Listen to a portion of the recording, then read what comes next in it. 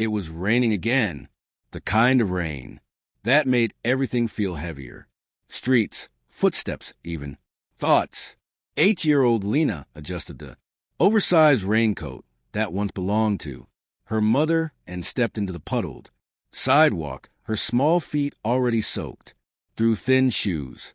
Her parents had left hours earlier, as they did every morning, to their janitorial shifts at the local supermarket.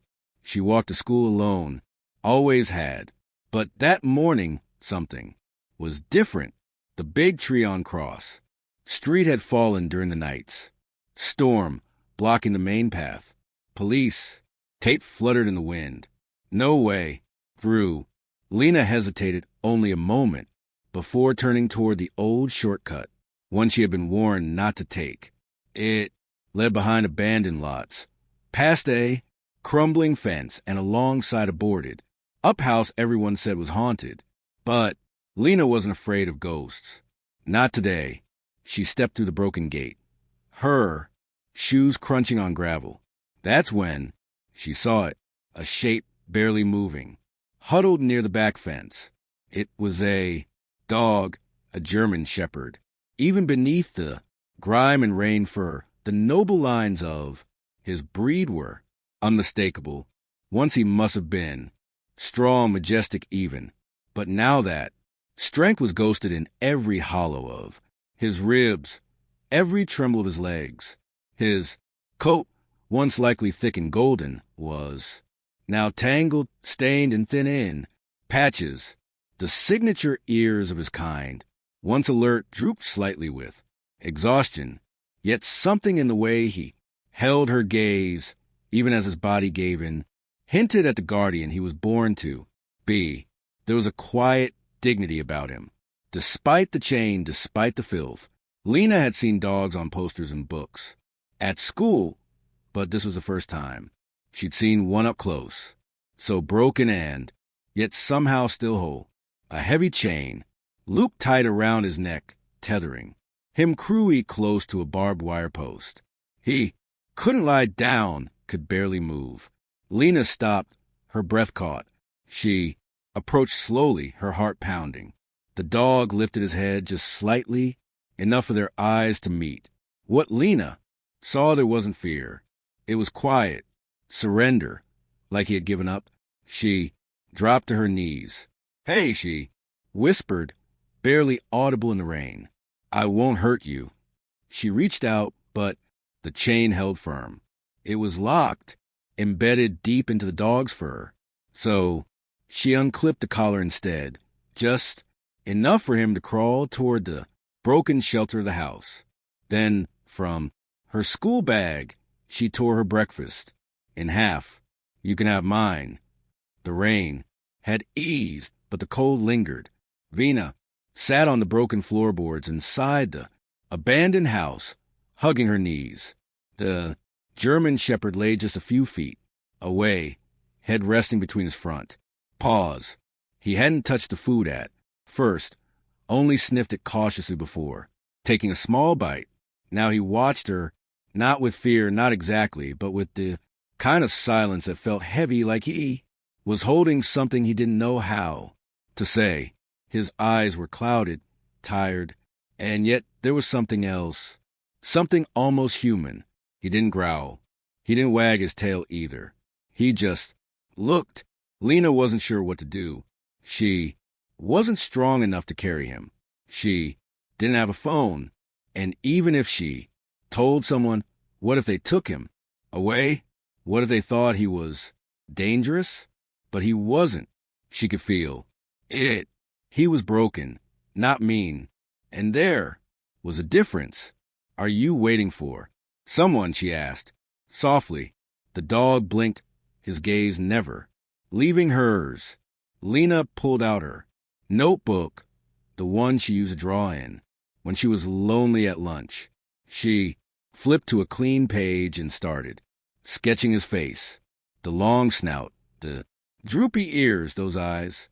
She didn't speak much more after that, just drew, and he just watched. Time passed like that in the silence of a forgotten place. Two beings who had nothing but still managed to find each other. When the rain picked up again, Lena stood. I have to go, she said quietly. The dog didn't move, but his eyes followed her until she disappeared out the door. That night, Lena couldn't sleep. All she could think about were those eyes and the way they had asked her to come back for the next 3 days. Lena returned, always after school, always.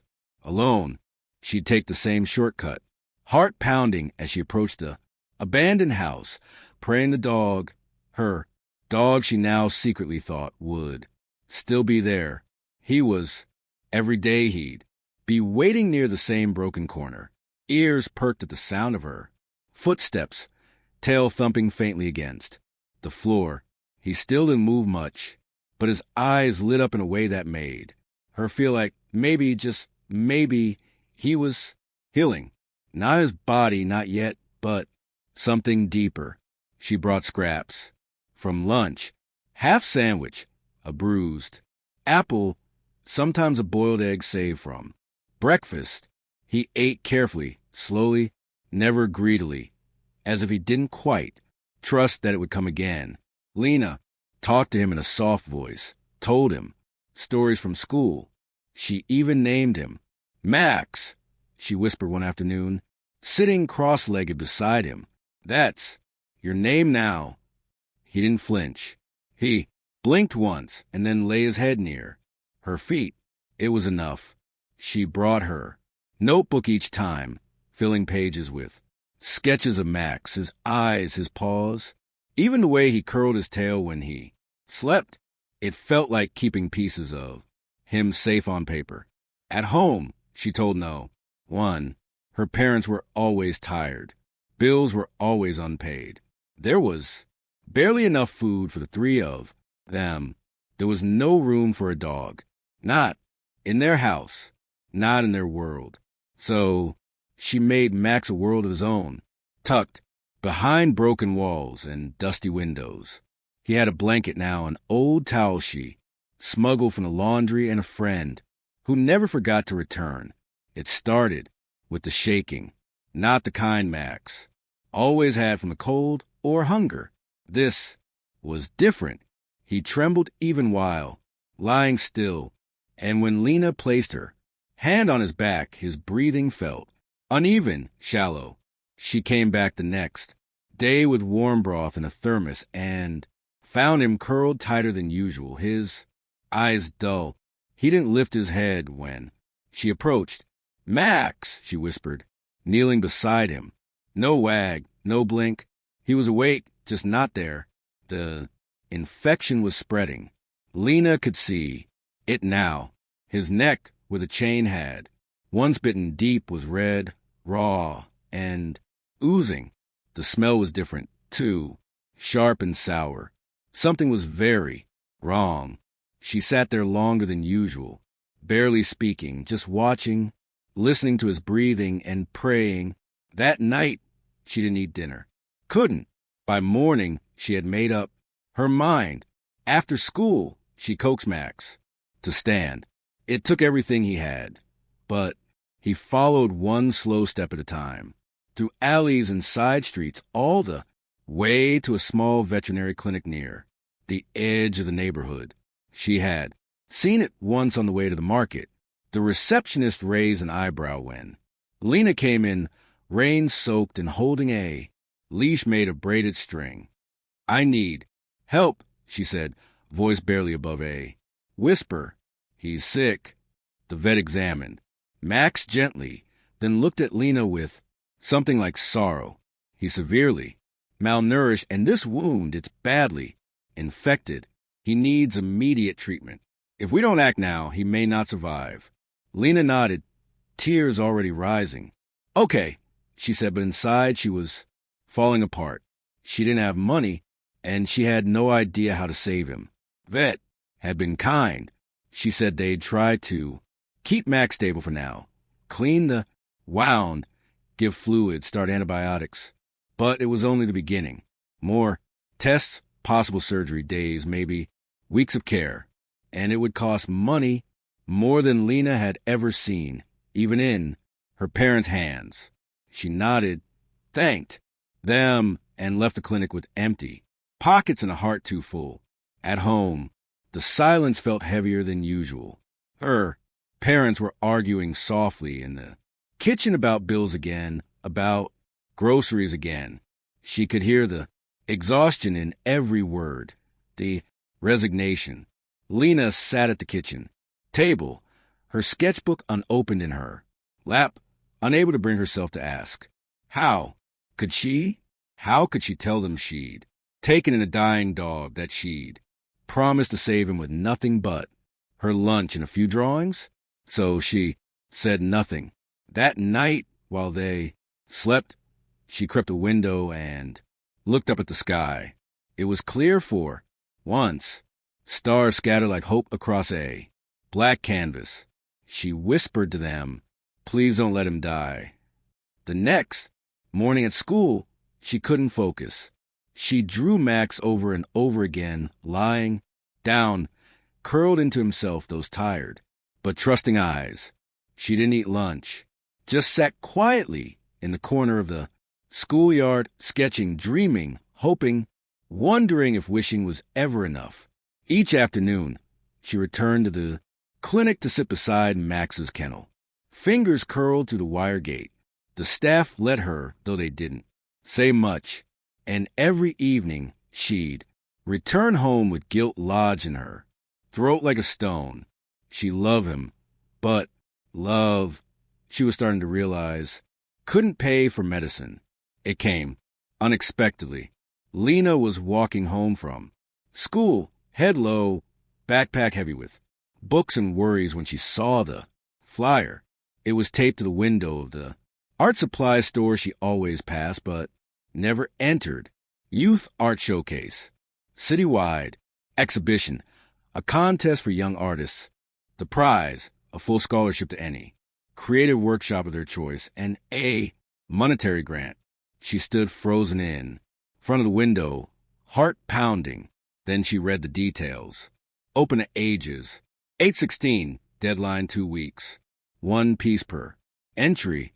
Theme stories that matter. Lena didn't need time to think. She already knew the story she had to tell. That night, she didn't just draw. She poured onto one single page. She sketched the moment she met Max Chain, broken, alone. Then the first shared meal, the look in his eyes, the blanket, the drawings, the clinic visit. Hope tucked inside shadows. Each line trembled with love, with fear, with truth. It wasn't perfect. The lines were uneven. Some colors too dark, others too faint. But it was real. She placed a final drawing between 2 pieces of cardboard, tied it with string, and handed it to the school's art teacher the next morning. He asked where the idea came from. "My friend," she answered simply. "He's sick, and I'm trying to save him." She didn't say anything else. She didn't have to. For the first time in days, Lena felt something shift, not in the world, but in her. A crack in the fear, a glimmer of maybe. The auditorium was packed. Families, teachers, strangers, people Lena had never seen before, all gathered to see the finalists of the Citywide Art Showcase. Her drawing had made it to the top 5. She sat quietly in the front row, her dress borrowed, shoes scuffed at the toes. Max was still at the clinic, and every part of her acted to be with him. But this was for him. The judges called her name. Lena stepped up, hands trembling, her sketch clutched to her chest. The microphone seemed taller than she. Remembered, and the lights were blinding. "Tell us about your piece," someone asked gently. She looked out over the crowd, then down at her drawing.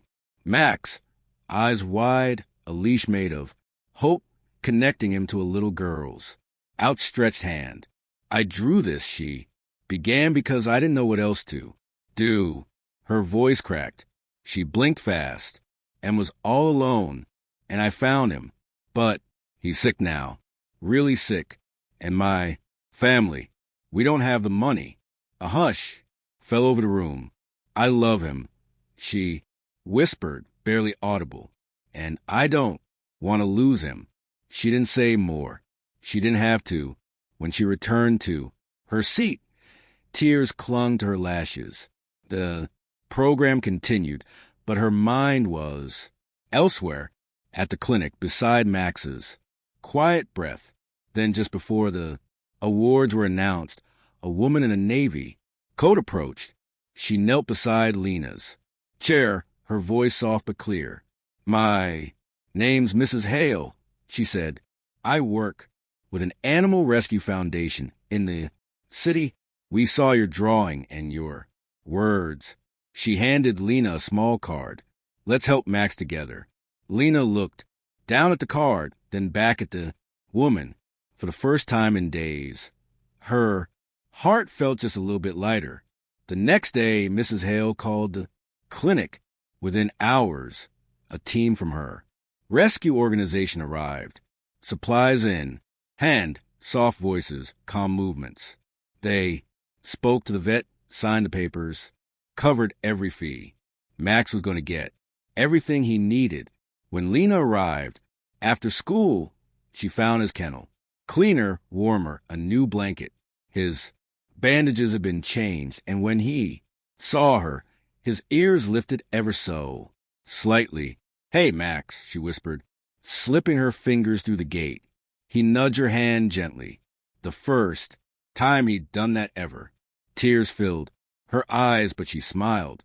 Mrs. Hale met her in the hallway. "He's a fighter," she said softly. "But so are you." Lena didn't know what to say. She just nodded, holding her sketchbook tighter. Over the next week, Max began to heal.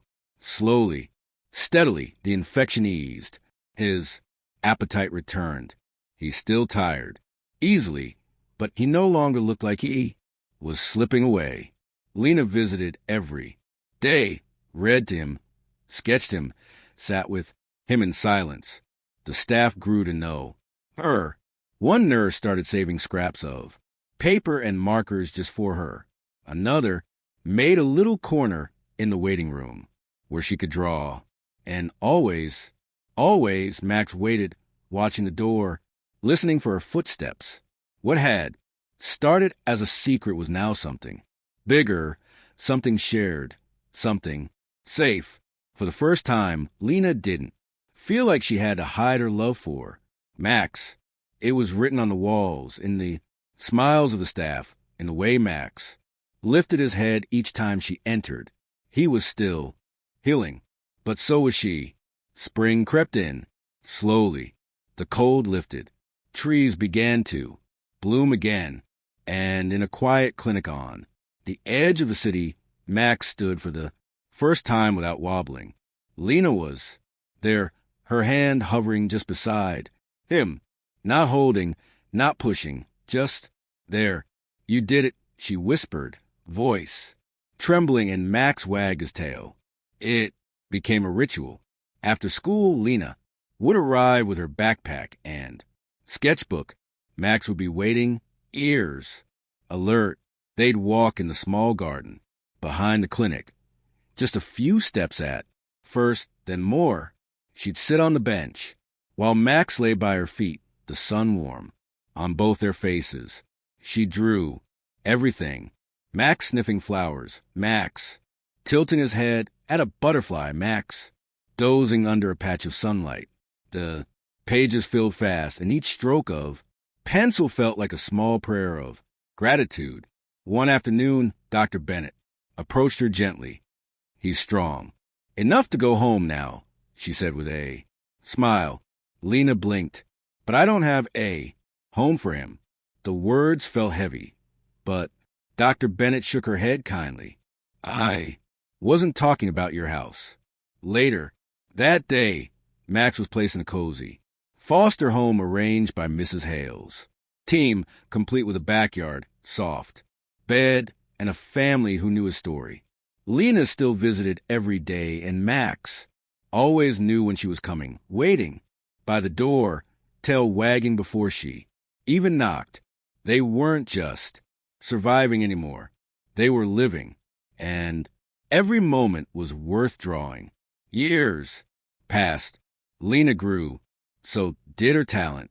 Her sketchbooks turned into canvases, and her quiet drawings found their way into galleries. But no matter how far her art reached, one story was always at its center. Max. He grew old like all dogs do.